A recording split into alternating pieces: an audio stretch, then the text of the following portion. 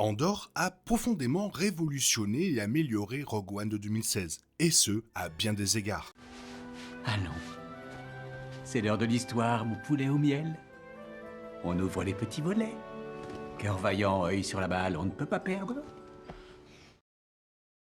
Se déroulant avant les événements de Rogue One, la saison 2 d'Andor s'est récemment conclue de manière extrêmement satisfaisante, préparant les événements initiaux de Rogue One, menant directement à la bataille de Scarif qui a marqué l'histoire de la galaxie. Au fil du temps, la série Star Wars a rendu Rogue One encore meilleur qu'il ne l'était déjà. Au fil de ces 2 saisons et 24 épisodes, Andor met en lumière l'évolution dynamique de Cassian Andor, devenant le capitaine de la rébellion, qu'il incarnait pour la première fois dans Rogue One en 2016. Parallèlement, la résistance à l'Empire continue de croître, jusqu'à former l'Alliance rebelle à part entière sur Yavin. Avec un casting impressionnant de rebelles et d'impériaux, voici tous les changements et améliorations clés apportés par Andor à l'histoire originale de Rogue One.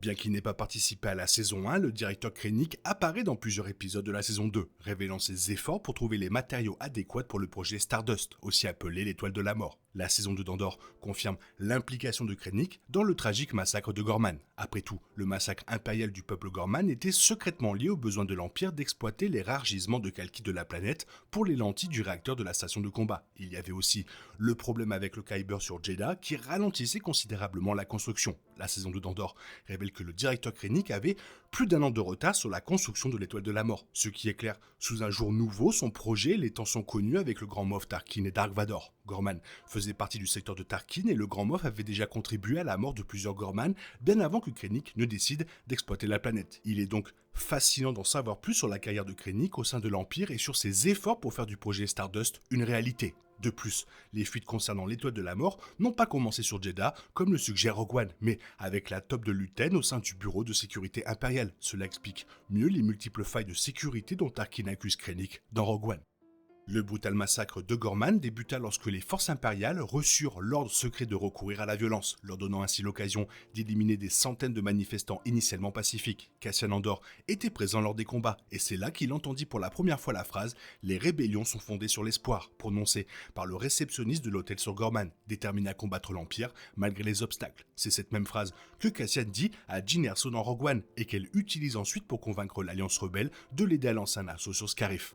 Droïde de la série KX déployé lors du massacre de Gorman, K2SO a failli tuer Cassian dans le chaos du massacre impérial. Toutefois, le droïde, qui allait devenir le partenaire d'Andor et un atout clé de la rébellion, a été percuté par un véhicule. Cassian a ensuite ramené les restes de K2 à Yavin pour le reconstruire et lui donner un nouveau cortex, supprimant ainsi sa programmation impériale. Cette nouvelle origine offre une explication plus approfondie que la simple reprogrammation évoquée dans Rogue One. Cependant, elle jette également un éclairage plus sombre sur la relation entre K2SO et Andor, compte tenu du massacre de Gorman. De même, la saison 2 d'Andor réécrit la chronologie Star Wars avec les nouvelles origines de K2SO, car la première rencontre entre K2SO et Cassian était très différente de celle du comic spécial publié par Marvel en 2017. Alors que la base rebelle sur Yavin est opérationnelle en 2 BBY, Cassian et Bix sont approchés par une guérisseuse de la Force dans l'épisode 7 de la saison 2. Bien que Cassian ne soit pas intéressée par ce qu'elle a à dire, la guérisseuse révèle à Bix qu'elle a perçu le dessin supérieur d'Andor dans le futur, le désignant comme un messager. C'est une observation poignante compte tenu des événements de Rogue One, car Cassian finit par donner sa vie pour transmettre les plans de l'étoile de la mort à la rébellion, laissant entendre que tel était son destin. Rogue One donne l'impression que Cassian était un rebelle dévoué, obéissant toujours aux ordres jusqu'à sa rencontre avec Jyn Erso et sa rupture du protocole pour infiltrer Scarif. Toutefois, sur le point d'obtenir une promotion dans l'épisode 7 de la saison 2, Cassian part pour Gorman à la demande de Luten Rael, malgré les réserves du général Draven. Draven n'est pas ravi de la décision de Cassian de partir sans fournir de détails, surtout que la rébellion souhaite qu'il devienne l'un de ses chefs. Malgré cela, Andor s'enfuit et dit « Le jour où j'aurai besoin de la permission d'aller et venir, je partirai ». Finalement, Cassian est promu au rang de capitaine à la fin de la saison 2 d'Andor, après avoir réussi à extraire Mon Mothma de Coruscant. On peut donc imaginer que Draven n'a probablement pas été surpris lorsque Cassian a rallié plusieurs rebelles pour les rejoindre secrètement, lui et Jyn Erso, dans leur mission sur Scarif, incitant le reste de l'Alliance à envoyer des chasseurs en renfort. Bien que la loyauté de Cassian soit envers la rébellion, il était toujours très indépendant et n'hésitait pas à contourner ou à ignorer complètement les protocoles, tout en restant fidèle à la cause. Se rendre sur Coruscant pour sauver Kleya est un autre exemple marquant. La saison 2 a également révélé l'ampleur de la paranoïa de Saw Gerrera et son origine probable. Peu disposé à faire confiance à ses propres hommes, il y a un moment dans l'épisode 5 de la saison 2 où il est très difficile de confirmer si Saw a réellement découvert un espion impérial dans ses propres rangs. Il est tout aussi possible qu'il ait simplement eu le pressentiment que l'un de ses hommes était un traître avant de lui tirer une balle dans la tête, car le soldat le pressait d'obtenir des informations sur leur prochaine cible. On comprend aisément que la méfiance et la paranoïa de Saw n'aient fait qu'évoluer à l'époque de Rogue One. Après tout, dans le film, Saw est poussé au point d'utiliser un Meran nommé Borgulette pour sonder l'esprit de ceux qui l'entourent. Si Saw obtient la vérité sans filtre, le prix à payer était souvent la folie de ses victimes. Il est fort probable que l'intense paranoïa de Saw trouve son origine dans la révélation, dans la saison 2 d'Andor, que Saw Gerrera était accro au ridonium. Source instable de carburant pour chasseurs stellaires, les vapeurs toxiques du ridonium peuvent être inhalées procurant une forme de clarté intense, selon Saw, tout en risquant de graves dommages physiques et mentaux. Ceci explique sans doute non seulement pourquoi Saw est si dérangé dans Rogue One, mais aussi pourquoi il doit respirer à l'aide d'une bouteille d'oxygène dans le film Star Wars de 2016.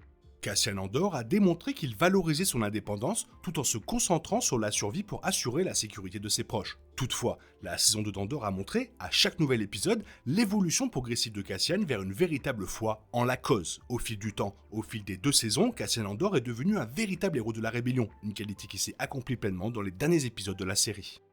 Il est également intéressant de voir la confirmation, dans la saison 2 d'Andor, que l'U-Wing, le vaisseau de la rébellion apparu dans Rogue One, était bien le vaisseau de prédilection de Cassian. En comparaison, l'U-Wing était un vaisseau de l'Alliance beaucoup plus rare que d'autres vaisseaux comme les X-Wing et les Y-Wings. C'est donc plutôt cool que Cassian soit présenté comme un pilote aussi expert de ce vaisseau de transport de troupes dans la série Star Wars.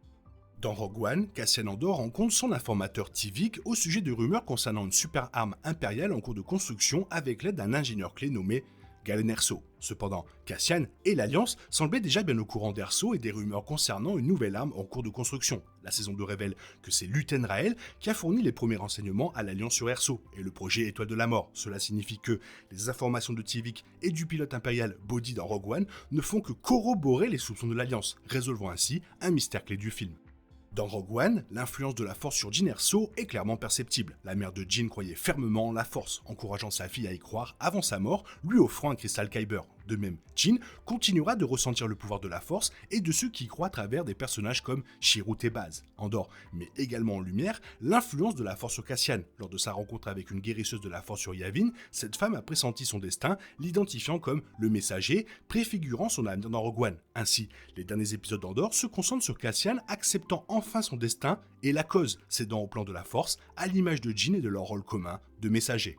Il est également possible que la mère de Jyn ait été plus connectée à la Force que ce qui a été révélé dans Rogue One. Bien que ce ne soit que pure spéculation, il est notable que Lyra Erso et la guérisseuse de la Force d'Andor portent des vêtements similaires. De même, le simple fait que des guérisseuses de la Force non Jedi aient existé ouvre la porte à des spéculations sur l'existence d'êtres sensibles à la Force dans la galaxie Star Wars, capables de ressentir et d'utiliser la Force, mais peut-être pas suffisamment pour devenir Jedi, ou n'ayant jamais été découverts par l'ordre.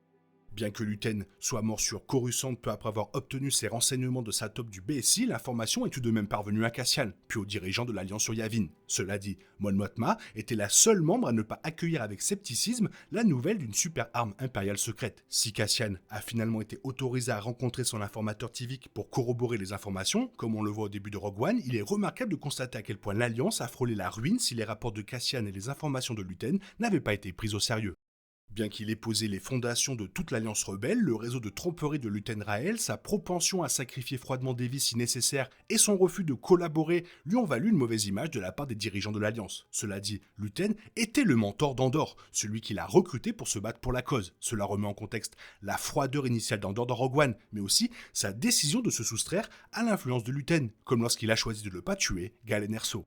Depuis Rogue One, les fans de Star Wars ont longtemps voulu affirmer que Cassian Andor et Jyn Erso avaient développé une relation amoureuse avant de se sacrifier, en envoyant les plans de l'Étoile de la Mort à la Rébellion. Andor a largement réfuté cette idée avec Bix Kalin. Bix, principal amour de Cassian dans l'histoire, a choisi de quitter Cassian alors qu'il avait l'intention de quitter l'Alliance pour elle, sachant que son destin était de continuer à se battre pour la cause. Bix a promis qu'ils se retrouveraient une fois les combats terminés. Ainsi, Andor définit clairement la véritable position de Cassian dans Rogue One, et on peut donc imaginer que Cassian pensait encore à retrouver Bix un jour pendant les événements de Rogue One, plutôt qu'à éprouver des sentiments amoureux pour Jyn Erso, comme certains fans se plaisent à le supposer.